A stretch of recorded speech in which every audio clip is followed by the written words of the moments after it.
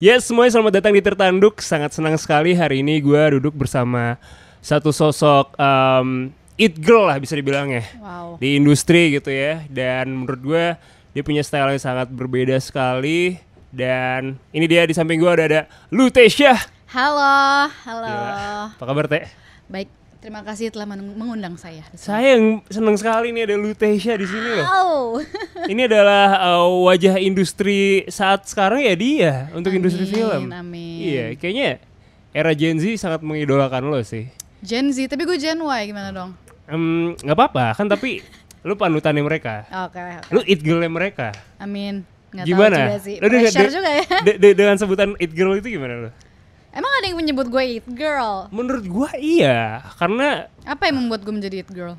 lu kalau di industri ya, lu tuh beda gitu. Lu Apa yang tahu membuat apa yang gue lu beda? mau. Apa yang membuat gue beda? Yang membuat lu beda dari profile picture lo aja. Lu kayak lagi makan Big Bubble gitu kan. Fun fact, gue nggak pernah mengubah profile picture Instagram gue seumur hidup. Kenapa? Itu oke. Itu fotonya apa, sejarahnya gimana? Oke. Long story short, itu adalah foto gue di yearbook SMA gue. Demi apa? Demi apapun. Jadi itu tahun 2012. Oh my god, udah hampir 1 dekade lebih. Oh my god, 11 iya 10 tahun sekarang. Iya, 11 tahun. Oh iya 11 tahun lagi. Iya, jadi kayak tipe yearbooknya ada foto yang kayak kecil-kecil gitu loh, terus mereka satuin dalam 2 halaman gitu. Terus kayak fotonya klasik aja dari agak top angles, agak miring. Terus yang lain kayak ya udah lo bisa ngapain, mau pakai topi kah, pakai apa gitu. Yang lain sih kayak cuma pakai seragam terus foto aja gitu. Tuh gue kayak pengen cobain apa ya, permen karet lucu soalnya. Udah terjadi deh.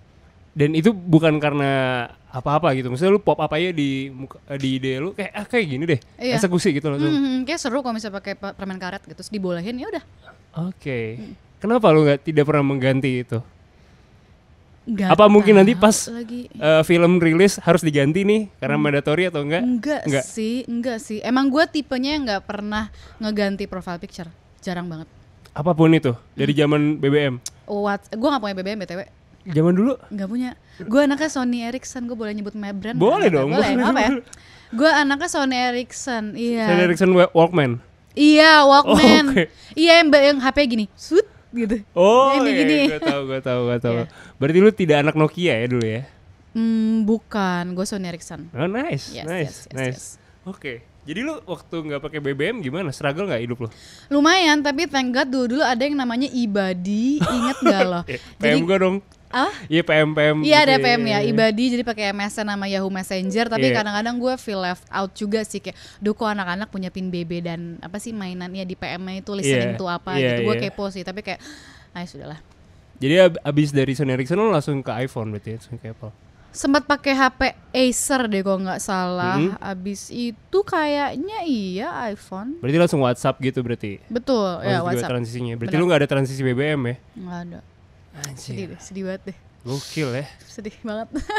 emang for the sake lo indie atau gimana nih? Enggak sih, lebih ke nggak tahu lagi, gue nggak tertarik aja. Nggak tertarik lo ya? Iya, biasa aja gitu. Oke. Berarti lo update berita dari Twitter dong? Twitter banget. Di zaman itu ya? Iya, di zaman itu. Benar. Sama dulu gue suka banget lagi buka 9gag sama Terselubung, lo inget gak? gak? Oh my god, Terselubung, oh my god. Anak warnet. Itu lokalnya 9gag. Iya kan? Iya kan, lokalnya 9gag kan. Itu lucu banget sih. Berarti lo anaknya Tumblr banget dong. Tumblr banget. Gila ya. Gue Tumblr banget, jujur. Lu bisa berapa jam tuh waktu itu? Scrolling Tumblr. Aduh, pokoknya gue bisa tidur sampai jam 5 pagi kali. Saking gue addicted sama internet. Ada satu titik di mana gue pas SMP, gue pas itu kan belum zaman modem dan internet yang itu pakai Opera Mini atau apa? Opera Mini ya. Tapi waktu itu gue pernah komputer jadul terus yang dicolokin pakai kabel telepon, sampai tagihan telepon gue 1 juta cuy. Anjir. Zaman itu 1 juta tuh udah mahal wow banget. Nyokap gue udah marah-marah. Iya, nyokap gue udah marah-marah kayak parah banget sih gue. Gara-gara Terselubung. Iya, Terselubung. Sama apa ya? Ya MySpace, Facebook, apa lagi ya? Kaskus enggak lo? Enggak. Kaskus gue enggak. Berarti 9gag gitu ya? Tumblr. Oke. Lu punya Tumblr juga dulu? Dulu punya. Oke. Apa isinya? Seperti apa? Nge-repost aja sih. foto-foto yang cantik-cantik, yang bagus-bagus gitu. Yang estetikanya sesuai lo Yoi, gitu ya. bener-bener. Energi sesuai gue. Iya. Oke, menarik.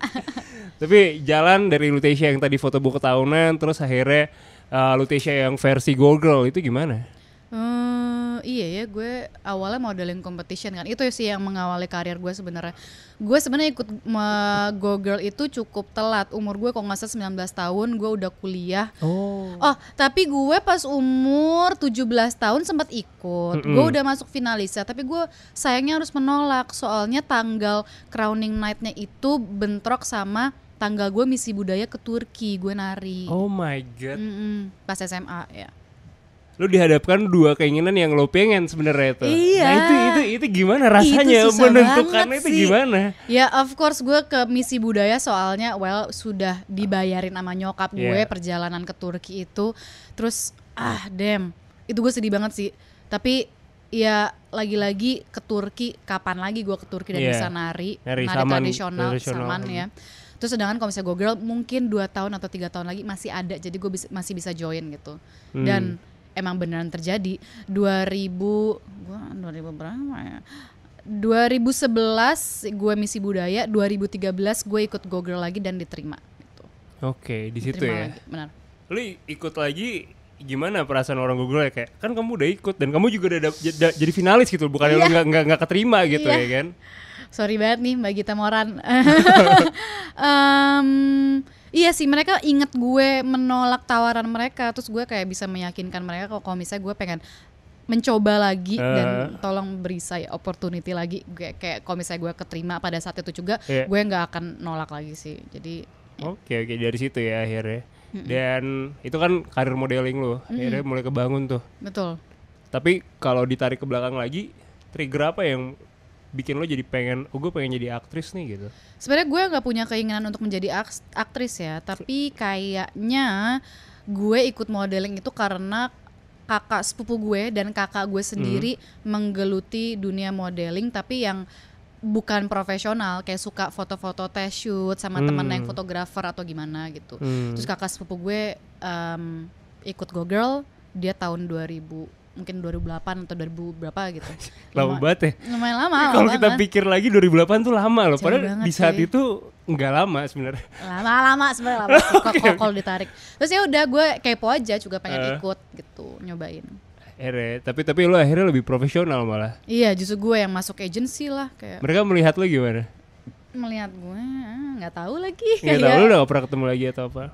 Ketemu tapi jarang gitu. Tapi saat itu kan lo look up ke mereka kan. Tapi kayak nggak mereka nggak pernah ngebahas kayak gimana nih kamu jadi profesional, nggak pernah punya perbincangan deep talk soal karir gitu gimana. Oke, cukup menikmati progres lo aja berarti ya. Oke. Baik, dari situ kalau yang tadi aktor gimana? Keaktoran lu tadi nggak ada trigger mau jadi aktor sama sekali kan? Tapi kalau misalnya ditarik lagi kayak misalnya pas gue kecil, gue sering banget ngayal punya fake senario ngomong sendiri gitu. Ternyata gue punya bibit-bibit itu, suka halu, suka ngayal ngomong sendiri. Tapi di sekolah itu nggak ada ekskul teater atau apa? Lu nggak ikut atau gak gimana? Gak ada sama sekali. Gue basicnya kayaknya nari sih. Lu ekskulnya nari dari dulu? Nari. Paskibra gitu pernah? Paskibra ya pernah, tapi SMA dan kuliah nari sih. Tradisional. Nari. Oh gitu. Nah jadinya lu ke aktor gimana? Kecemplung. Gimana ceritanya? Ya kan awalnya gue Go Girl, abis itu gue sama Go Girl kayaknya sekitar setahun, abis itu gue dikontak sama modeling agency. Akhirnya gue sama modeling agency itu gue jadi fashion model, tapi lebih ke photoshoot karena gue kurang cukup tinggi untuk menjadi runway model. Oh iya, berapa tinggi lu? 163. Oh. Kalau jujur, kalau bohong 165. Kalau tambah dokmer 167. Iya, mungkin ada boost tambahan dikit. Habis itu ya foto-foto kadang-kadang jadi model music video. Enggak, banyak. Kunto Aji ya kan, Elven Kain dan banyak lagi. Masih banyak ya. Bamastro. Ya benar-benar. Abis itu ya udah kita gue nyobain music video, terus kadang-kadang casting, tapi casting film pun kayak cuma ya bercanda aja, ditawarin oke, why not coba casting gitu. Lu gak ada ambisi gitu? Nggak ada lagi, nggak ada sama sekali. Terus tiba-tiba ya udah keterima film pertama gue My Generation. My Generation ya, gue nontonnya di Jogja tuh, gue inget banget. Makasih Ini kayak film yang visualnya beda nih. Iya gitu. iya bagus banget sih. Gokil sih. Terakhirnya ada si Jimmy juga lagi kan. Iya, Morfem. Gue cerita Gila. manggung sama Morfem. Iya. Gila. Itu kayak di zaman itu ya gue ngerasa wah ini keren banget nih, sangat side stream nih. Nah tapi kalau tadi kan lu akhirnya udah banyak film, terus terakhir tuh gue ketemu sama lo waktu itu di Inamorata dan lo lagi baca skripnya Ambu kalau nggak salah. Oh oke, itu film kedua gue. Iya. Ya. Itu gimana film Ambu lo tuh? 2018 ya berarti. 2018. Itu film kedua gue sih, dan gue juga tidak menyangka kayak gue dapet project kedua. Maksudnya Karena film project lu kedua bagus gue. semua mesti. Makasih, tapi gue juga tidak nyangka gitu loh. Gue pikir kayak setelah MyG gue kayak oke, gue akan balik ke kantoran biasa gitu. Oh, lu sempet kantoran? Gue sempet kantoran, in between My Generation, Ambu sama Bebas gue masih kantoran, ngantor banget. Kantor apa cuy? Jadi gue kerja di sebuah semacam creative agency. Bos gue itu fotografer. Gue ngedit foto dia, gue bikin Instagram planning untuk kliennya dia. Kadang-kadang gue juga nge-styling dan bikin konsep gitu. Kantor yang sangat kecil, isinya paling cuma 3 orang 4 orang gitu. Jadi lu multi talenta di situ ya? Iya, bisa apapun kayaknya gue kerjain deh gitu, bantuin. Oke, luar biasa. Sampai tahun 2000? Kayaknya pandemi gue stop deh, gue resign. Lo berarti syuting film Bebas dan Ambu dan segala macam music video tuh lo masih sambil ngantor? Masih sambil ngantor. Ya tapi tipe kantornya tuh yang super santai, dan gue ngasih tahu ke bos gue punya side career nih kayak acting gitu. Jadi ketika gue misalnya syuting film Bebas, gue bolos 3 bulan, tapi pekerjaan gue bisa antara mobile atau enggak, bos gue mencari outsource orang yang freelance gitu untuk menggantikan posisi gue. Oh keren ya, shout out ya buat bosnya ya, yang makasih, sangat suportif loh ini. Thank you. Suportif banget loh. Banget sih. Iya. Tapi abis itu film lo yang di Bebas itu kan lo jadi kayak model gitu. Lalu kayak relate gak sih kayak gue udah pernah nih Google, cuman di situ kan majalah yang lain gitu ya. Majalah yang lain tapi settingnya beda. Itu kan beda ya? tahun 90-an gak sih? Iya. Iya tahun 90-an, dan emang kegiatan modeling gue tidak diperlihatkan di karakter yang di Bebas itu gitu. Jadi cuma kelihatan gue lagi anak SMA. Tapi aja. akhirnya tuh jadi kalau dicerita tuh muka lu rusak jadinya. Ceritanya enggak rusak sih, nggak tahu sih, kayak cuma kebaret doang gak sih? Kebaret Lebay gitu banget ya? sumpah. Si Suci. Tapi intens Intens banget. of course. Iya, soalnya kayak cerita muka Suci adalah asetnya dia. Iya, Dia iya. cover girl Iya, kayak iya. primadona, tiba-tiba kebeset kayak gitu. Lebay biasa. Tapi Anak SMA. di real life lu nggak kayak gitu. Lu kayak cuek aja orangnya. Gue cuek aja sih orangnya. Oke. Ada irisannya nggak karakter lo sama karakternya Suci? Gak ada lagi. Seriusan? Kayaknya gak ada ya. Oh mungkin Suci anaknya dingin dan tidak terlalu terbuka. Ya bisa dibilang gue juga susah untuk membuka diri ke orang lain sih. Mungkin itu. Oke. Lu mendeskripsikan seorang Lutesia SMA tuh kayak gimana? SMA gue anaknya pasif, ikut-ikut aja. Oh iya. Gue anaknya ikut-ikut aja sih. Iya sumpah. Oke. Gue indecisive, tidak bisa memutuskan, santai, terus lurus-lurus aja sih hidup gue jujur. Seriusan? Dan anehnya pas gue SMA nggak tahu kenapa gue tiba-tiba jadi pintar. Antara gue tiba-tiba jadi pintar atau orang yang lain menjadi bodoh. Oke. Soalnya pas gue SD gue ranking 9, 10, 15 gitu. Nggak, itu keren loh. Itu udah 10 besar tuh. Tapi tengah nggak, 15 dari 30 murid gitu. Jadi gue tengah banget, gue medium banget. Tiba-tiba pas gue SMA gue jadi ranking 3 1 IPS. Anjir. Aneh banget, tapi gue nggak ngerasa gue pinter. Jadi gue bingung, kayak ini gue tiba-tiba pinter atau teman-teman gue makin bodoh. Gue Nggak sih, nggak tahu. sosiologi lu pasti bagus. Gue suka sosiologi sih kayak. Iya, itu kan susah banget. Enggak cuy, sosiologi. Nah, berarti lu pinter. Lah, Karena hanya buat lu menghafal mudah. nggak sih? Oh atau enggak mungkin gue pintar mencontek kali sebenarnya. Bisa jadi. Bisa jadi. Merendah aja ya. Iya. Oke. Anak yang pintar berarti ya. Dan Iya, akhirnya bisa lurus dapat aja. jaket kuning Jaket gitu. kuning, benar. Oke. Perasaannya gimana waktu itu pas akhirnya dapat jaket kuning? Ingat gak lu momen itu? Karena kan kita sibuk bimbel segala macam. Bimbel? Emang kuliah bimbel? Lu gak bimbel? Maksudnya zamannya kelas 3 SMA? Oh 3 SMA? 3 3 SMA gue bimbel gak ya? Enggak lagi. Oh enggak? Kayaknya enggak. Tapi lu dapet jaket kuning cuy. Sangat Iya, prestis loh. Prestis ya. Kayak jalur undangan deh atau apa gitu. Oh, gara-gara nari. Gara-gara nari mungkin. Mungkin. Nice. Pokoknya dulu gue obsesnya tuh masuk FSRD ITB, tapi susah masuknya okay. kan. Mesti Villa Merah dulu. Gue Villa Merah BTW. Lu udah Villa Merah juga. Oh my god. Gue Villa Merah, tapi ya mungkin karena gue tidak berbakat jadi ya nggak masuk gitu. Terus pilihan kedua gue antara Sastra Belanda UI atau DKV Trisakti. Gue sebenarnya suka banget sih graphic design, tapi nggak tahu kenapa gue memutuskan sastra Belanda. Jadi lu kuliah di jurusan yang tidak sebenarnya lo minati banget. Iya kayak ya it's okay, gue bisa lah struggle di sastra Belanda dan lulus tepat waktu gitu. Tapi untuk passion kayak gue lebih mengarah ke visual gitu, graphic design. Oh gitu, oke menarik ya. Jadi seorang Lutesia ini banyak banget passionnya dong. Nah, iya. Tapi mostly lu ke seni. Mostly ke seni sih, ya. Dari kecil emang kayak gitu. Dari kecil, iya suka gambar, suka visual, suka nonton film. Pengaruhnya bokap nyokap? Gak ada sih, kayak bokap nyokap kerja kantoran. Semuanya gitu.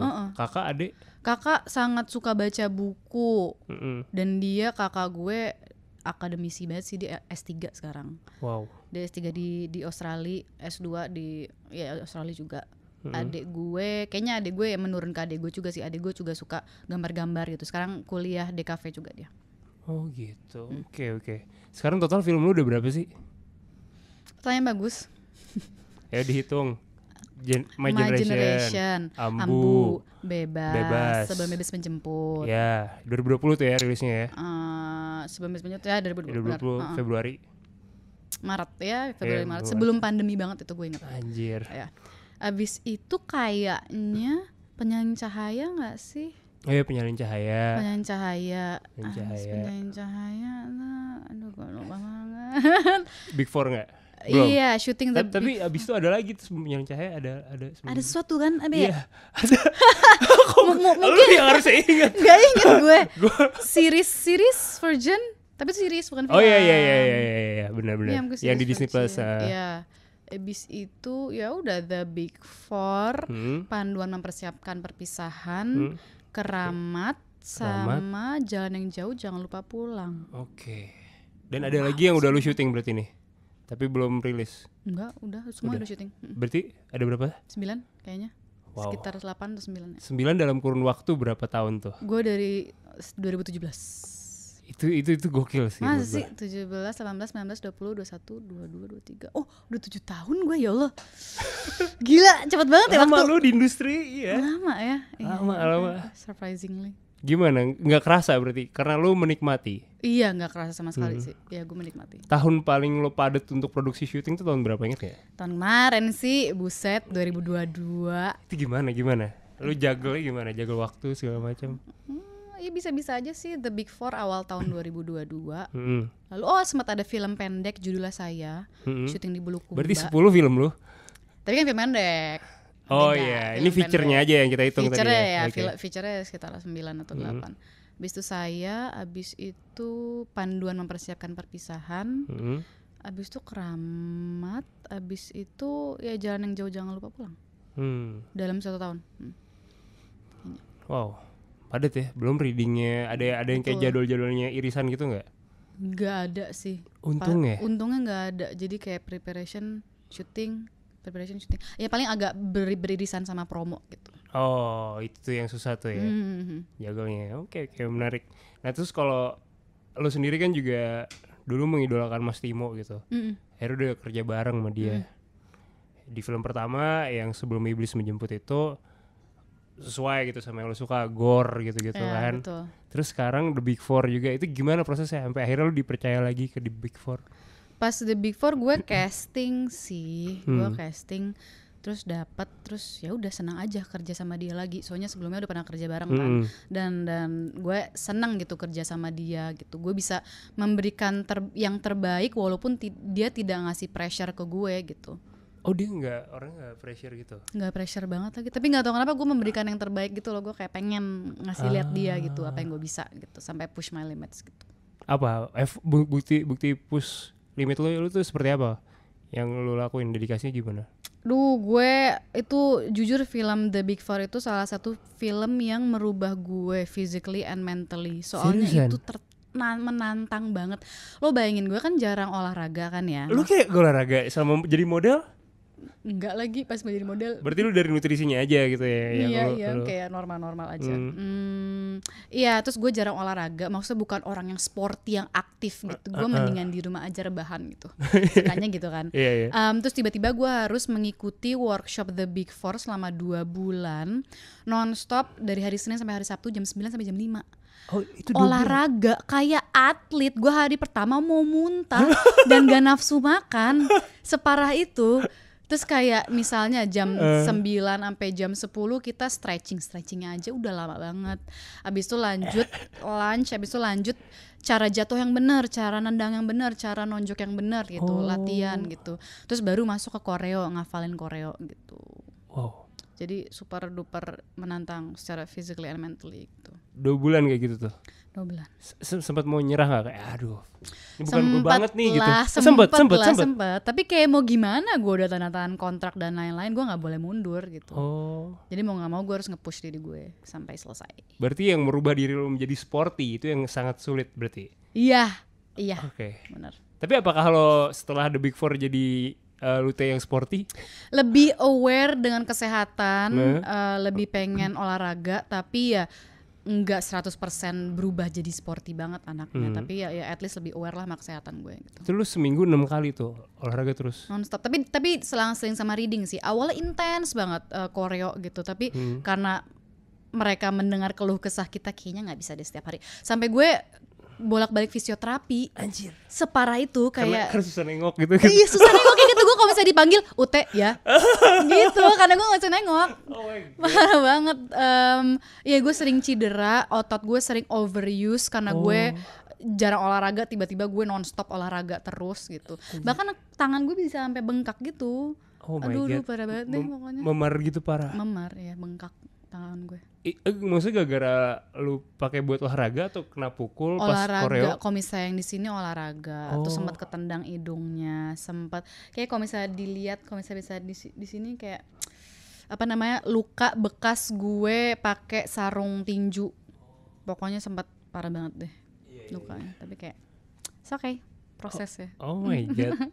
Seru ya? Seru sih. Suami lo gimana ngeliat lo bonyok-bonyok waktu itu? Biasa aja sih dia, kayak kamu ngapain aja sih gitu ya, gini gitu. Normal aja. Santai aja dia. Santai aja dia. Oke, itu tadi lu akhirnya udah belajar segala macam. Tapi kalau ngomongin The Big Four, scene yang paling susah yang mana?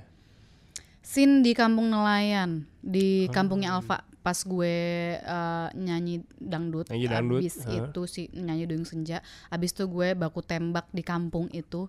Itu nggak tahu itu syutingnya untuk satu scene itu yang gue pakai kostum tuh bisa 3 hari. Anjir. Satu scene itu.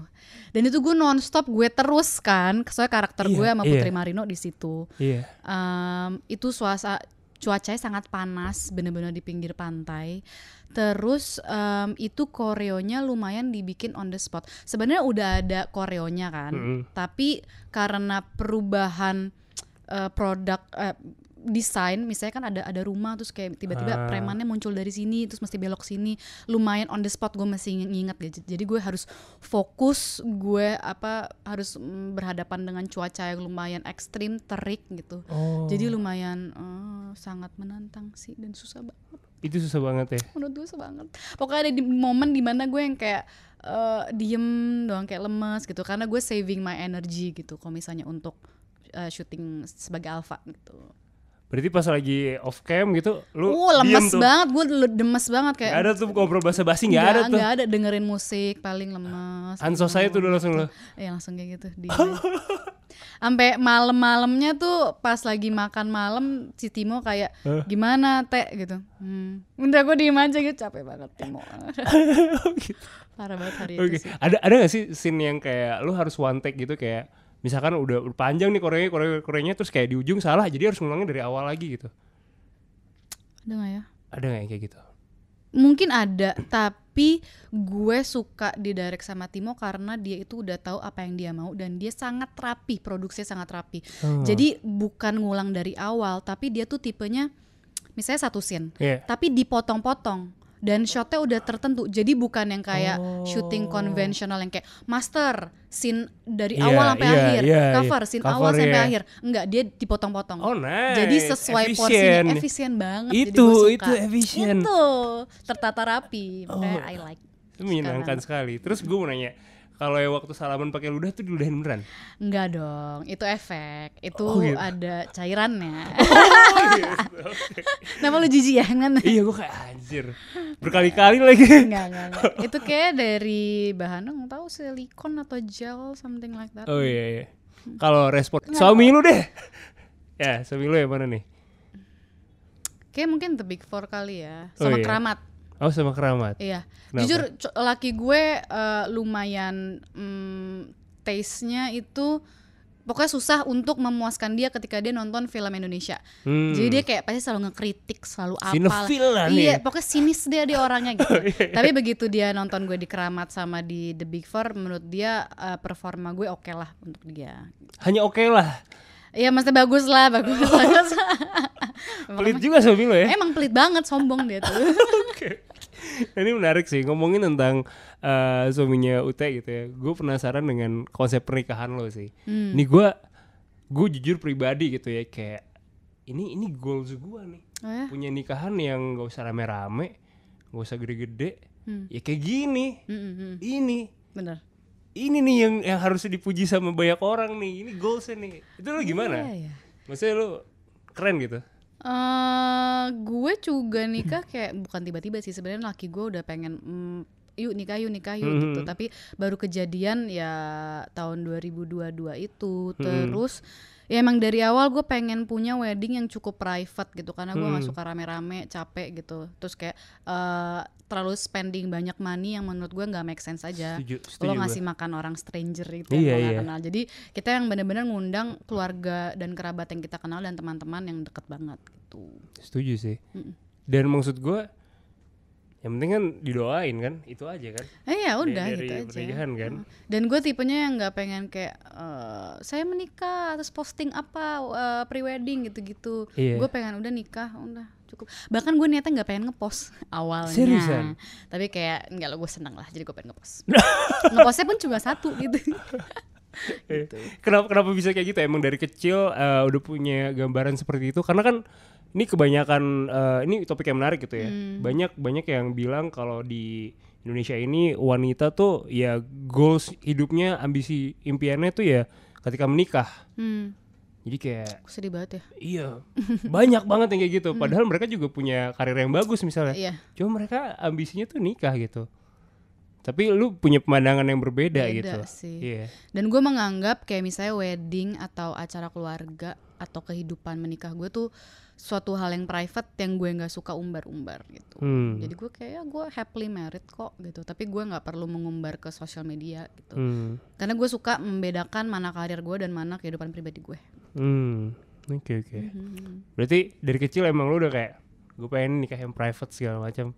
Iya, kayaknya ya. Nggak tahu deng. Gue nggak ada bayangan pas kecil, bayangan kayak mau menikah seperti apa gimana. Tapi pas gue dewasa ya gue lebih prefer yang private. Keren sih.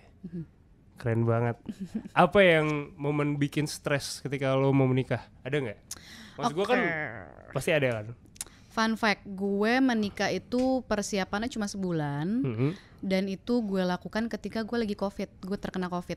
Demi apa? Jadi setelah rap The Big Four, terus gue di kosan, aduh gabut banget deh, gue COVID nggak bisa kemana-mana gitu. Terus kayak oh ya udah kita ngurus nikahan aja, oke.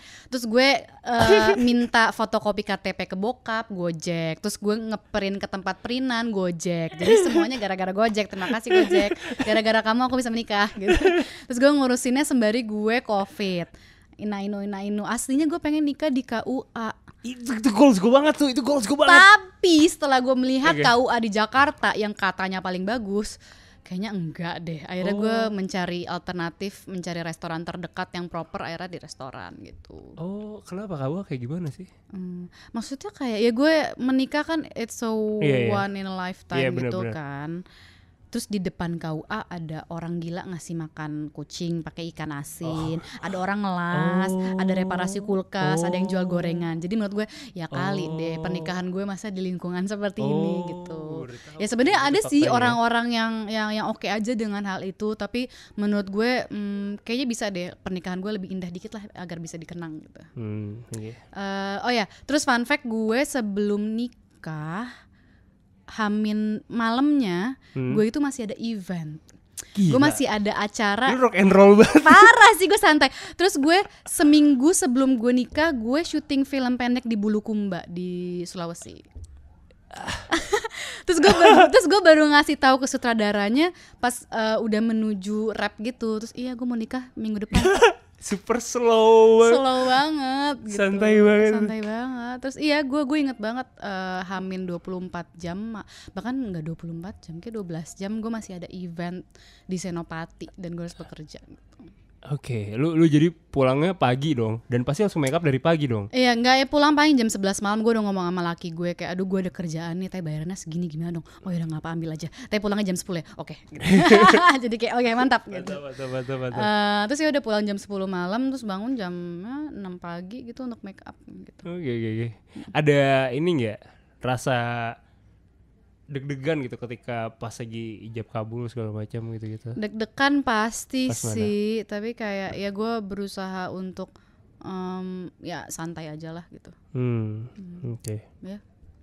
Chill aja semuanya. Chill aja. Oke, cuaca juga bagus saat itu ya? Cuaca bagus, kayak pagi-paginya terik, tiba-tiba siang-siangnya hujan, mendung. Menarik. Oke. Terus kalau di saat pernikahan lo ada foto yang lo paling bangga nggak pakai kamera analog lo?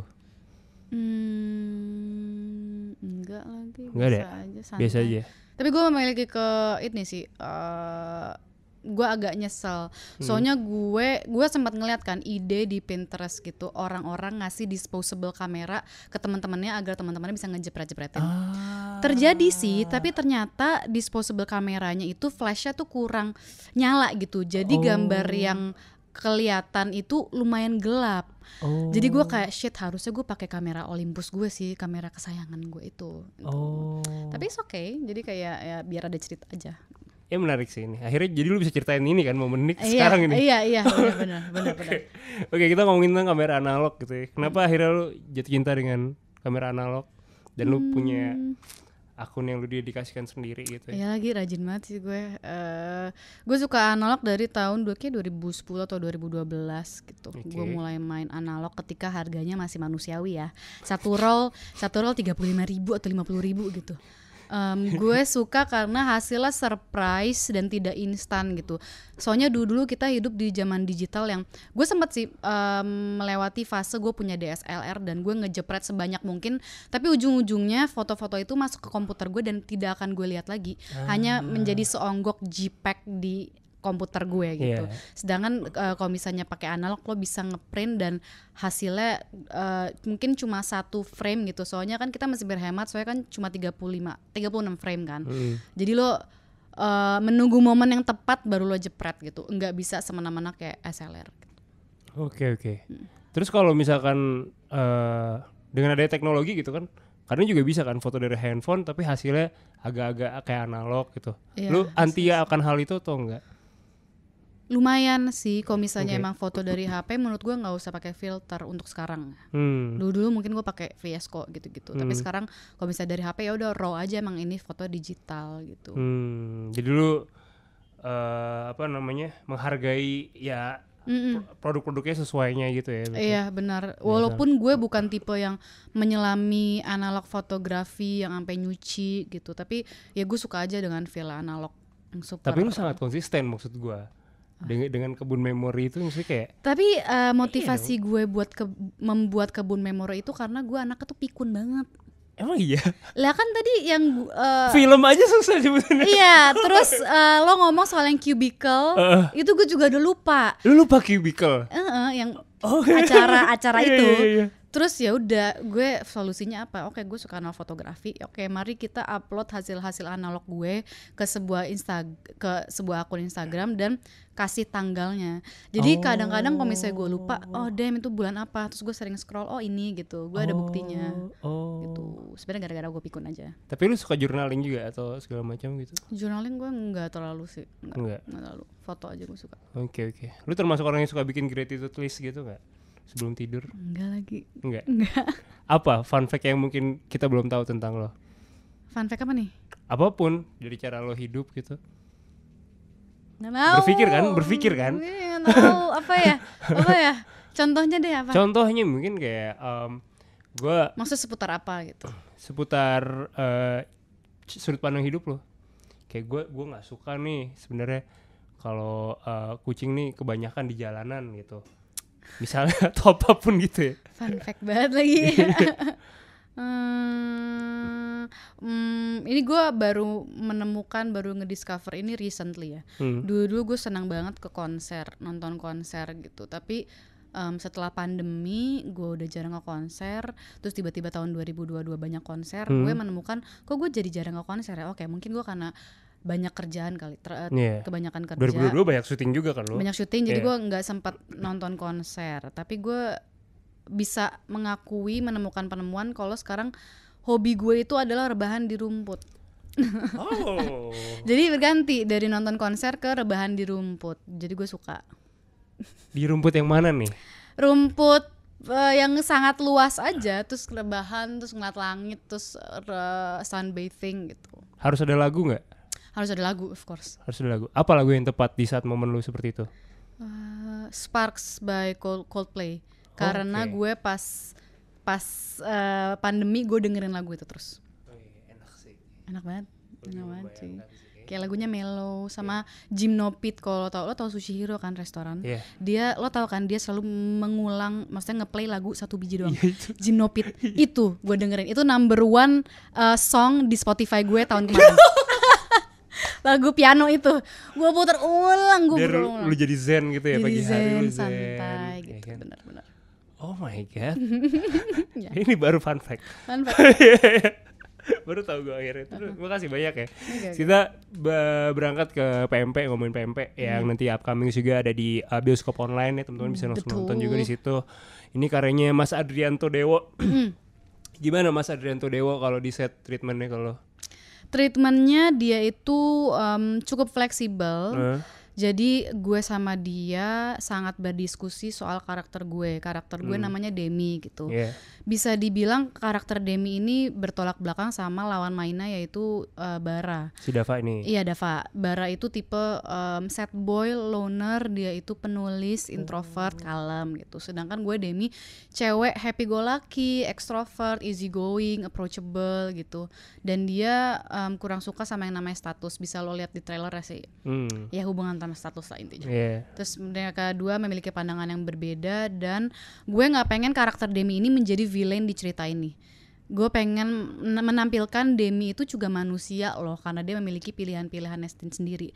Jadi agar dia tidak terlihat seperti villain, gue harus mencari pilihan kata-kata yang tepat gitu. Jadi gue diskusi sama Mas Adri gitu, boleh kayak gini nggak dialognya? Soalnya kalau misalnya kayak gini jahat banget dia gitu.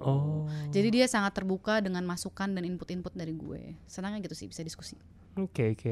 Nah itu syutingnya di mana berarti? Di Jogja. Di Jogja. Dan screening pertama juga di situ ya kemarin ya? Betul, di JAF ya. Di JAF ya. Gimana reaksi orang-orang?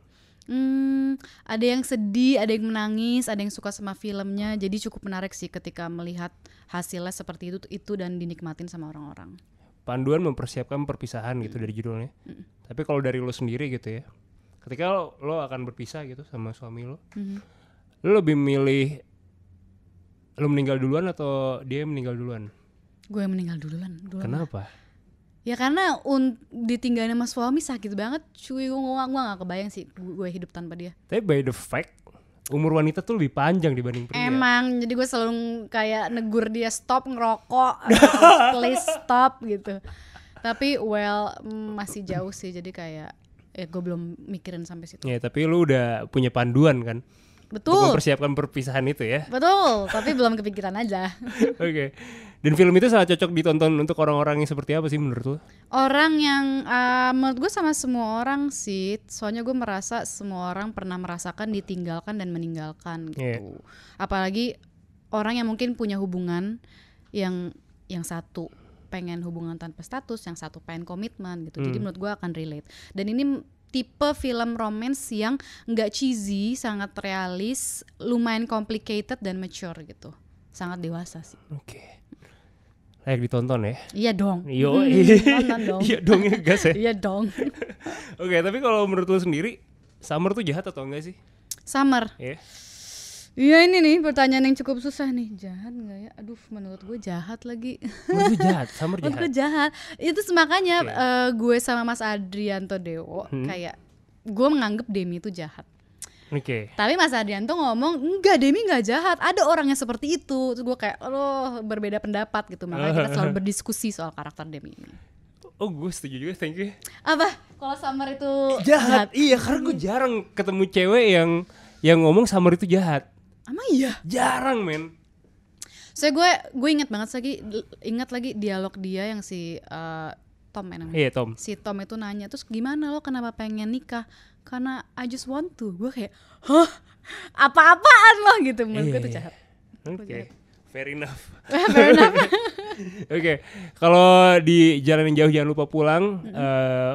Learning apa yang lo dapat ketika lo udah syuting segala macam? Maksudnya yang bisa lo ambil ke diri lo gitu. Saat syuting ya. Jadi syuting ini lumayan menarik sih. Soalnya kita minim reading. Mas Angga itu nggak pengen kita terlalu banyak baca skripnya. Jadi kita udah antisipasi kayak oh di dialog ini gue akan seperti ini, di dialog ini blockingannya gue akan seperti ini. Dia pengen semuanya tuh spontan. Jadi ngalir aja, sangat natural gitu. Jadi ngomongnya bahasa langsung kan, bahasa skrip gitu. Betul, ya. iya. Nice. Jadi di situ gue belajar untuk santai, jangan stick to the script, just be here and now, dan lo sadar lo lagi di situ, presence, terus ya udah keluar aja senaturalnya gitu. Oke. Tapi kalau dari segi ceritanya gitu, yang lo pelajari dan lo bisa terapin di kehidupan lo apa? Keluarga itu nggak melulu harus terikat dengan hubungan darah. Oh. Soalnya di sini Aurora kan karakter utamanya kan menemukan arti lain, arti keluarga dan rumah gitu yang lain. Oh, nice. Setuju. Ya gue sepanjang hidup gue lebih dekat sama temen sih dibandingin sama keluarga. Yang hubungan darah ya. Ya. Lu gimana? Gue termasuk kayak gitu nggak? Iya sih lumayan dekat sama teman, tapi keluarga gue juga suka deket sama keluarga. Jadi ya sama lah. 50-50. In between lah. In between. Oke. Menarik ya. Terus kalau lu sendiri nih sebagai orang tua gitu nantinya, mungkin ketika punya anak, lu pengen menjadi orang tua yang seperti apa sih? Orang tua yang gaul lagi, yang dekat sama orang tuanya, ya nggak sih? Yang bisa bikin konten bareng sama anaknya ya? Iya, bisa. Pengen jadi bestie aja lah sama Bestie, anaknya, yang santai gitu. Akan lu larang nggak anak lu misalkan mama Ute aku mau pacaran nih, pas SD tapi anaknya? Wah, Nah itu lu gimana reaksi lo? nggak tahu lagi, gue bingung. Gue akan kasih masukan, tapi pasti ujung-ujungnya dia akan membangkang. Jadi kayak ya udahlah suka-suka lu. Kan gue udah kasih tahu gitu. Oke. Gitu. Tapi lu akan nilai dulu nggak? Kayak ini cowoknya kurang ganteng nih gitu. Ada kayak gitu-gitunya nggak? Pasti gue akan ngejudge sih, dan Ngejudge gue anaknya sangat judgmental. Tapi ya bagaimana kalau anak saya bahagia ya udah. Gitu. Jadi nggak masalah ya? Nggak masalah, tapi pengen gue nyinyirin aja. Bukan strict parents ya, suportif tapi ya. Suportif. Menarik. Ada lagi yang kira-kira yang mau lo sampein buat temen-temen yang nonton Tertanduk dari seorang Ute? Nggak tahu lagi, nggak tahu. Santai aja ya? Santai aja. Oke, menarik. Okay. Kira-kira di tahun berapa Lutesia akan ganti profile picture? Tidak akan. Ketika Instagram mungkin bangkrut. Oke, menarik. Itu dia ya. Terima kasih banyak. Gue Akbari dan gue Lutesia. terima kasih sudah tertanduk. Sampai ketemu di episode berikutnya. Bye-bye. Bye.